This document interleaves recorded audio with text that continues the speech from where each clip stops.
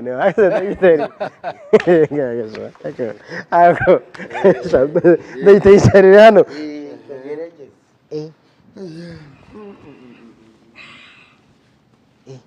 aha mbabwiza ukuri Nyarugenge bisaba umwuka bimeze bite grand frère Joas Yes turashima Imana yewe urumva narinzi ko ari nge watunguwe ariko none umuntu watunguwe ni wowe wazanye nawe biri kugaragara none se mwagendanye gute ko nabonaga n'umuntu ushaka kumukoraho atanabyemera kandi ari we wagendanye nawe oya tugendanye tugeze mu hano uheriyeho imbere oya hariya dutangira nibwo mugendanye yavuye ukwe nanjye mvukwanje duhurira aha gutya kagenda reka babanze bagukubitemo agakawa muhungu wanyu umeze neza Dr. ndamahoro ndi gushima Imana iwacu hameze gute we kuri n'uwa hano buriya njye mba mbona uri n'uwa hano we si amahoro se nta kibazo umwaka wawutangiye neza uwugezemo hagati neza Imana ishimwe cyane ni iki wishimira ku ruganda rwa filime ho gatoya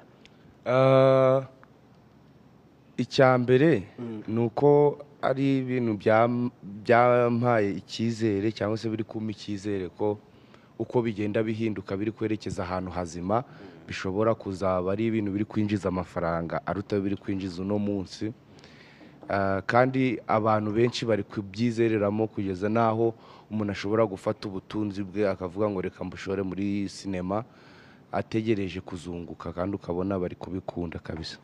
Urakoze cyane nanagushimira ko amakuru mfite wenda ntagazeho ntago ariko nyihagazeho gake nka 70%, kubera ko y'abantu nganira nabimusanze ntabwo bambeshye kuko ntabwo ari ikintu kibi bambwiye. Arambwiye ati Imana ishimwe ko Dr. Nsabi wacu ukomoka hano uyu munsi muri filime bimeze neza, ati kandi na hano n'amaduka ameze neza.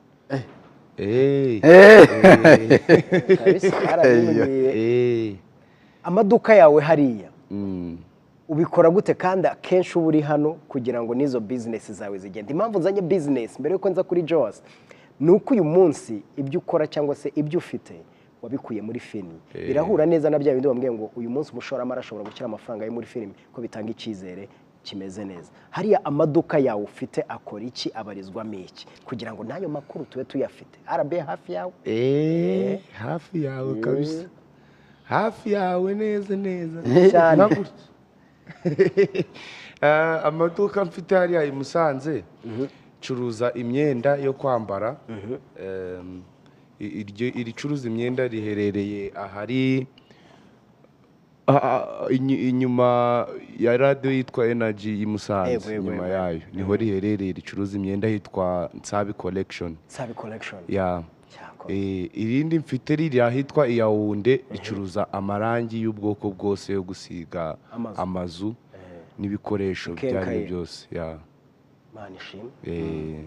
RTV versus nyuma yo kwamamaza nkomeza na gahunda zanjye, abo ni abantu tuba twizeye dukorana batwizera twarangiza tukavuga ngo Imana ibahezagira ibyo murimo byose nyuma yo kwamamaza ishyiremo imigisha. Twikomereza Damu twagiye. Alright, so 2013 wakoranye indirimbo na Aline Gahongayire. Yes. 2018 ufite Groove Award. Yes. 2025 ufitanye indirimbo na Dr. Nsabi. Yego. Ikibazo cyanjye kiraza kigira kiti 2013 kane gatanu gatandatu karindwi 8 Groove Award 19 20 1 2 2 3 2 4 2 5 ibi bintu by'umuziki wabonaga bidakora wari wabivuyemo cyangwa wari wagiye mu zindi business? Ntabwo umuziki buranigeze nkuvamo, ahubwo nari nararetse career solo kwikorana mfasha amakorari. Muri icyo gihe ntabwo nari nararetse kuririmba, ahubwo mfite amakorari mbere y'umutoza ndetse hari n'abandi njya gutoza, hari n'izo ndirimbamo umunsi ku wundi. Noneho bituma umuziki wanjye ku giti cyanjye ubuhagaze. Yego. None izo korari ntuzihemukiye?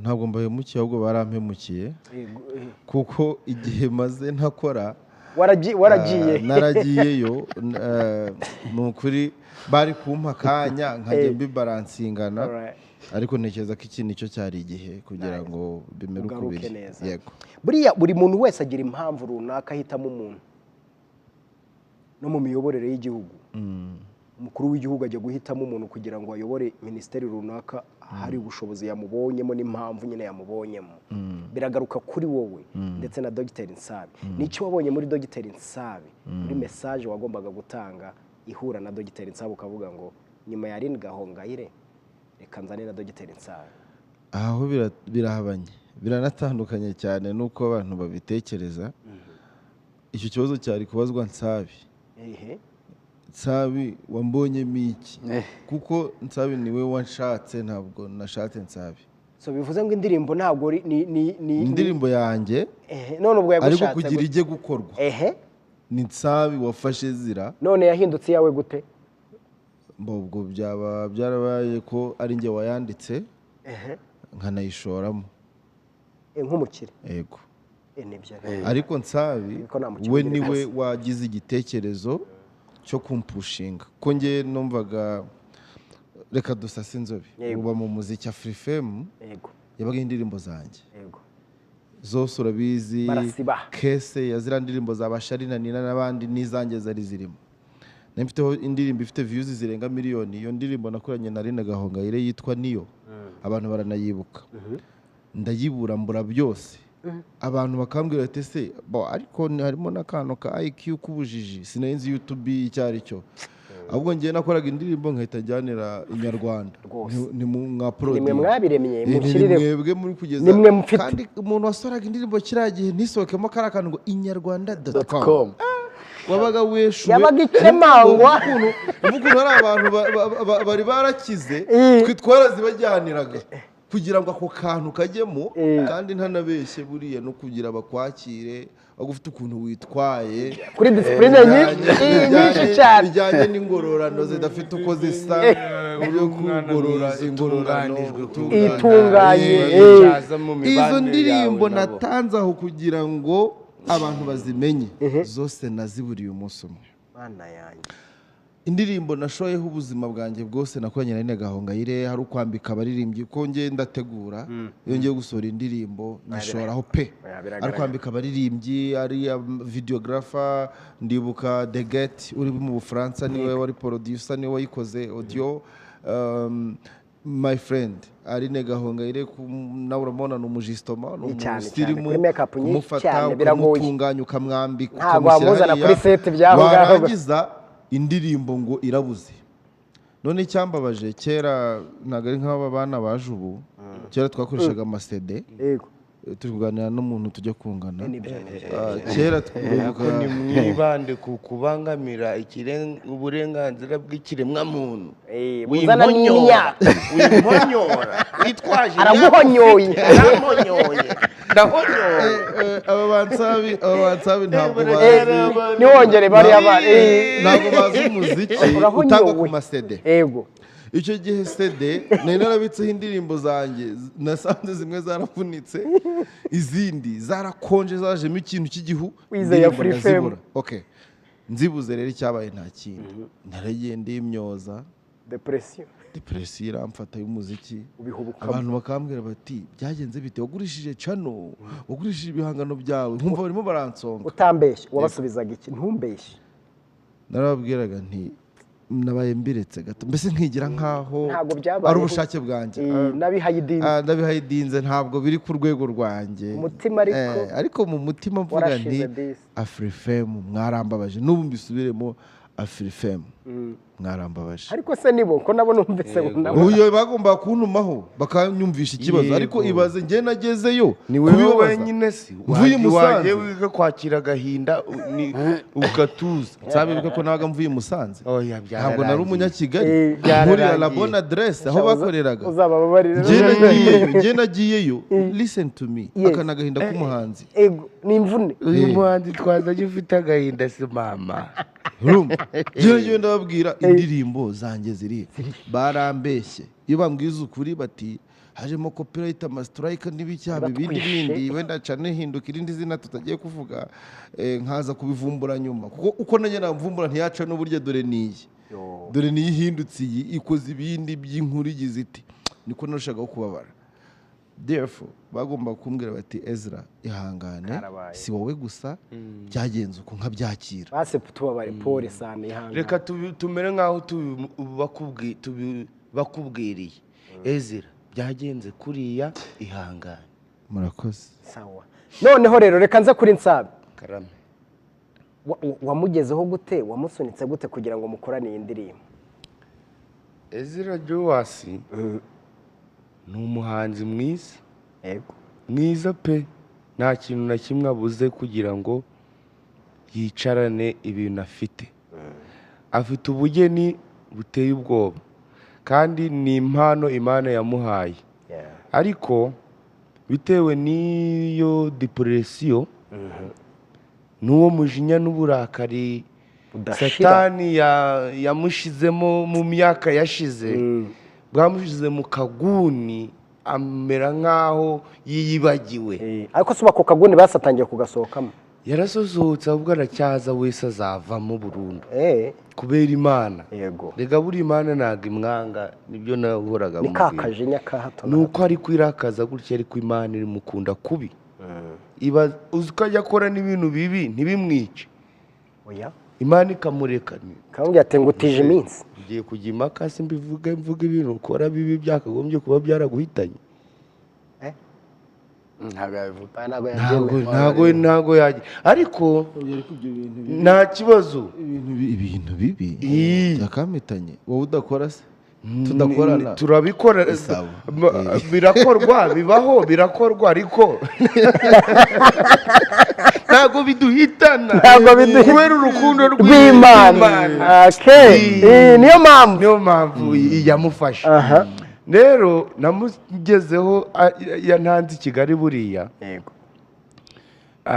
nsanga ibintu byo kuramya Uwiteka no gukora indirimbo zihimbaza Imana yabiteye umugongo.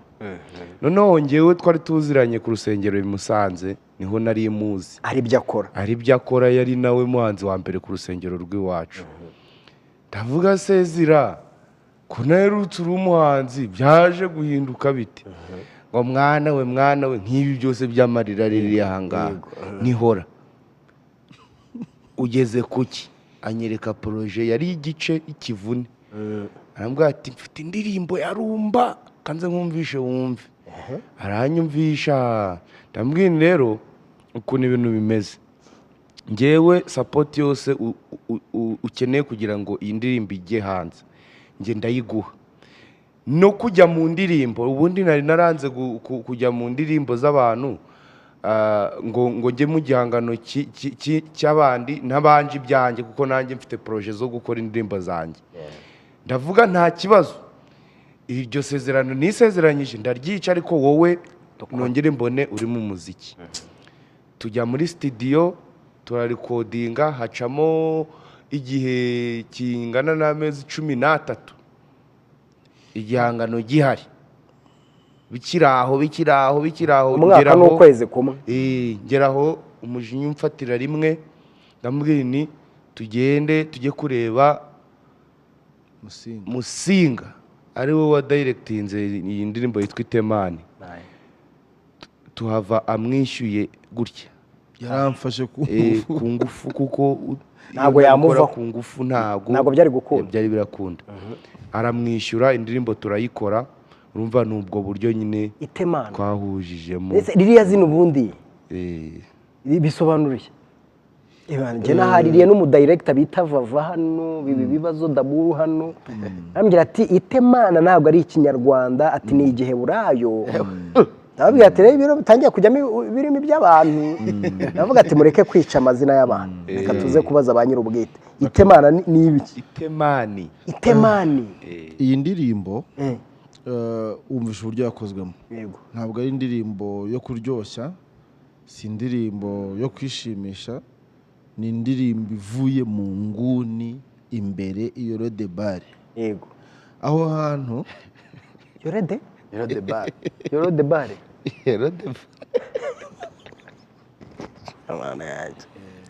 aho hantu ni abasoma Bible ni Habakuki igice cya 3 umurongo wa 3. Habakuki ni igitabo cya Habakuki igice cya 3 umurongo wa 3 haranditse ngo Imana iturutse Itemani ni yera. Nahisemo iryo jambo Itemani kuko nari maze igihe kinini mbona hari imisozi itavugwa muri Bibiliya ariko tugahora mu misozi imwe ngo Yerusalemu, ngo Sinayi, ngo umusozi. Iyo misozi ugasanga niyo abavuga butumwa bose bahora bavuga, ariko nta misozi iri muri Bibiliya bajya birengagiza. Kumbi n'abantu benshi hari abantu birengagizwa kandi nabo bafite icyo bakora. Hari abantu benshi muri societe birengagizwa twagereranya n'Itemani. Hari abantu bumva ko Imana ari Imana y'abakene batazi ko ari n'Imana y'abakire. Akabona umuvugabutumwa pasteur apotre ahora abwiriza ngo iri Imana y'abakene, uri Uwiteka urabatabaye, dore ko Uwiteka kuvanye mu bukene, ariko ukirengagiza umuntu ufite V8 n'ama etage we kutamuvuga kubwira ko nawe iyo Mana niyo mpamvu ari Imana iturutse Itemani igaturuka Iperani ikaba yera. Ni Imana yera turi abakene, ikaba Imana yera turi abakire. Ni Imana yera indirimbo byaranze, ikaba Imana yera twanazisohoye. Imana yera turi gukina sinema, ikaba Imana yera turi no kuririmba, tuyiririmbira. No kuvuga ngo rero iryo jambo Itemani ryanjemo nk'umusozi wo muri Bibiliya udakunda kuvugwa, wirengagizwa n'abavuga butumwa bose n'abapasiteri babajenga Itemani ni iki bavuga ngo ntabyo tuzi kandi biri muri Bibiliya. Rero nkavuga nti kuki Yerusalemu reka nanjye noneho mbabwire Itemani. Reka nanjye mbabwire imisozi yirengagijwe, ariko mbibutse ko nubwo bavuga bati ntiwashatse, hari nk'abagabo bakunda gusereza bakuze ngo dore cyansaba uko kingana cyatinze gushaka. Babwira uti ni Imana y'Itemani, nawe utarashaka ni Imana yawe, ikaba ni Imana y'uriya washatse. Just Itemani urumva ko ni ubusobanuro bwo kwirengagizwa, abirengagijwe bose bumva ko Imana ni yera kuri bo. Yego, urakoze cyane. None se hari ahantu bihuriye na Nsabe cyangwa hari ahantu bihuriye nawe? Oya, ni ubutumwa. Oya, reka nibarize Nsabe nyine wambwiye ibyawe. Itemani hari ahantu ihuriye n'ubuzima bwa Nsabe? Oya, mureke ariko hari naho bihuriye n'ubuzima bwa mwene mama Joa. Ngorera ngo iki? Ntimvuga ibitari byo. Okay, nago ndavuga ibitari byo. Yego. Ndavuga ibiri byo. Yego. Ibiri byo rero ayibwe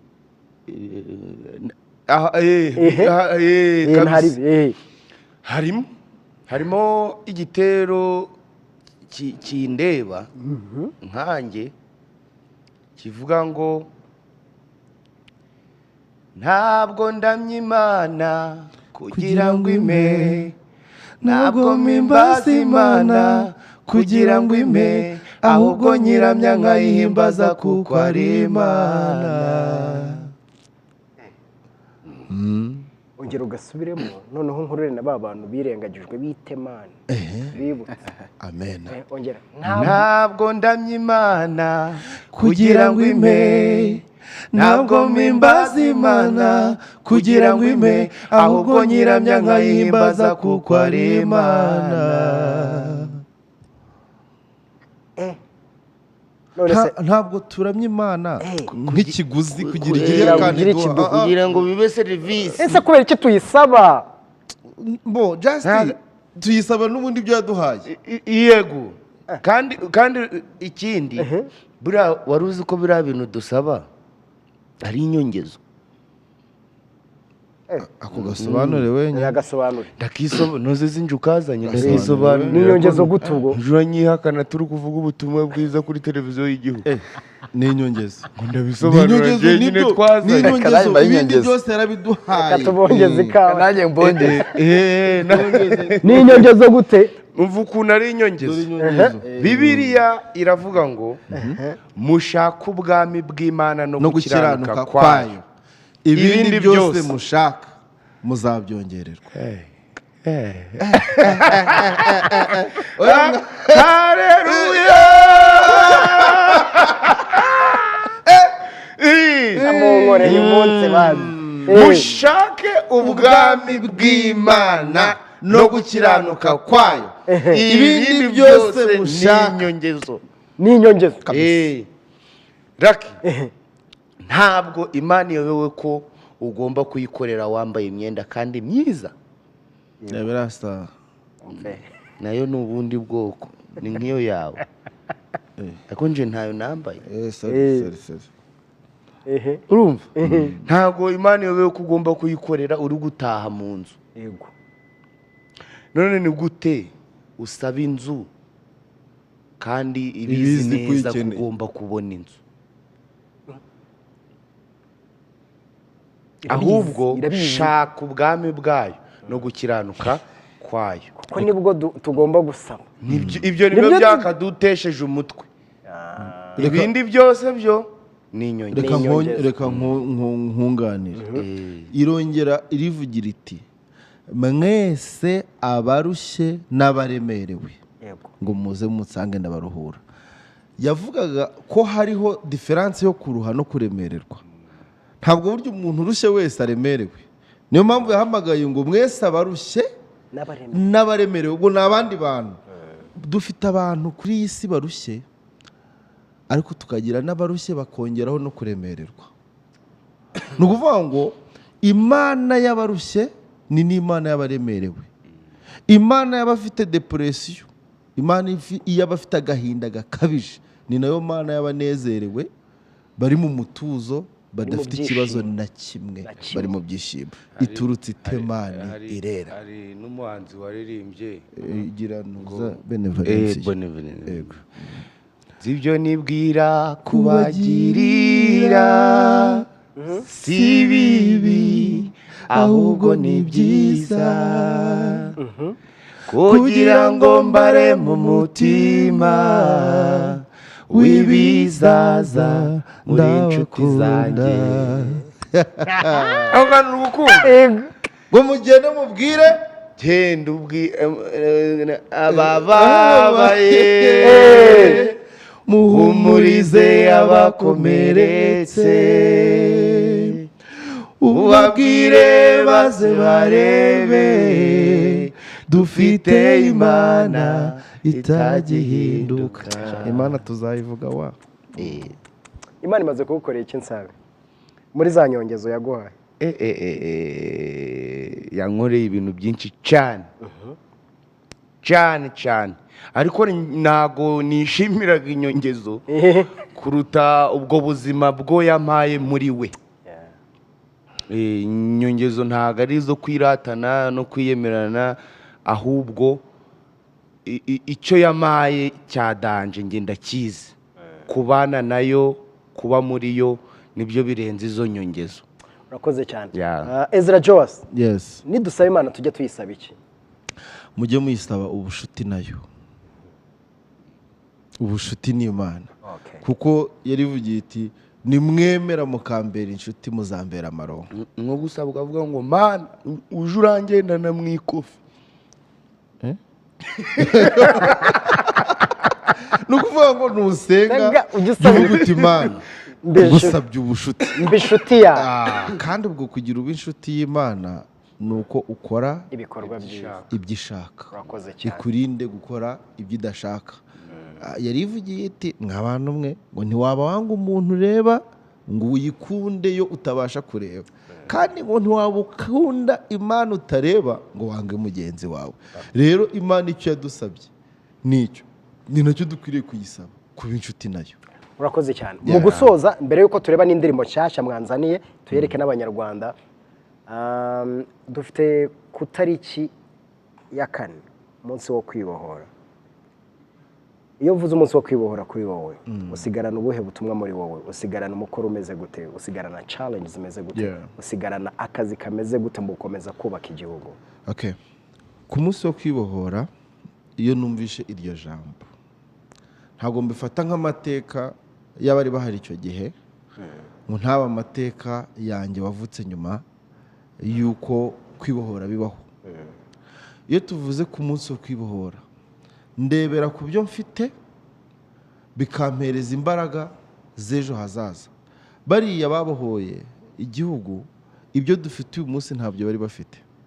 Ni ukuvuga ngo ubushobozi cyangwa iterambere cyangwa izi za AI izi za ChatGPT ibi byose biri kudufasha kwihuta muri ubu buzima nta byari biriho bakoreshaga tekinolojiya bakoreshaga ikintu byinshi bakoreshaga tekinolojiya mu mutwe bakoreshaga gakondo yabo sorry gato ya tekinolojiya noneho iyo gakondo bakoreshaga twese iyo dufite uyu munsi urasaba serivisi ku irembo ugahita ubona ibintu byose utabanje kujya gutonda umurongo kwa gitifu sibyo passport ibintu byose wirukanka ikwibohora binyigisha ko iri terambere dufite uyu muvuduko igihugu kiriho ngomba kugendana nawo nkibohora cyangwa se nkakomeza kwibohora ngendana na speed igihugu kiriho cy'iterambere kuko icyo nize nuko turi igihugu kidakora ku nyanja ngo tujye hariya ngo dukore ku mato n'ibiki nize ko turi igihugu cy'abantu mo imbere dutungwa nuko twagize serivisi nziza rero iyo mvuze kwibohora numva ko ngomba gukora ibintu byiza kandi vuba byinshi kugira ngo uku kwibohora ndusheho kunezerwa ntafite akantu ko kwigunga. Urakoze cyane Nsabe dusoza dukomeze tugendane n'igihugu gute muri kwa kwibohora turi kuvuga mu kubaka igihugu mu guha agaciro ibigezweho ndetse duharanira ko dukomeza gutera imbere. Rega uko mbibona igihugu ntago kirimo abantu benshi kirimo wowe yego ukuvuga ngo the way you make yourself better nibyo bituma n'igihugu muri rusange abantu babona ko ari igihugu cyiza. Igihugu gitangirira mu muryango mu bantu ku muntu umwe ku giti cye ni ukuvuga ngo self care y'umuntu umwe iyo ibaye nyinshi nyine ari ibintu byiza bivamo igihugu cyiza. Niyo mpamvu tugomba gutega amatwi inama zose tugirwa n'ubuyobozi ndetse tukajya tunafasha ubuyobozi gushyira mu bikorwa imyanzuro buba bwafashe kuko abayobozi nibo bantu batureberera bakareba igihugu muri rusange aho kiri kuva n'aho kiri kujya kuruta uko weho wabibona uri umwe kuko wenda wowe mu rugo ushobora kuba wariye ariko babizi neza ko hari umwana handi hantu utariye kandi hari impamvu zatumye atarya bakakubwira ngo ukora ibi n'uwo mwana akora ibi kugira ngo mwese muzamuke ukagira nka gutya tangira kwinangira oya byo ntago byemewe ugomba kuvuga ngo yego ndabikora kugira ngo wawe ndagira ubuzima bwiza. Urakoze cyane Itemani twese tuvuge ngo Itemani Urakoze.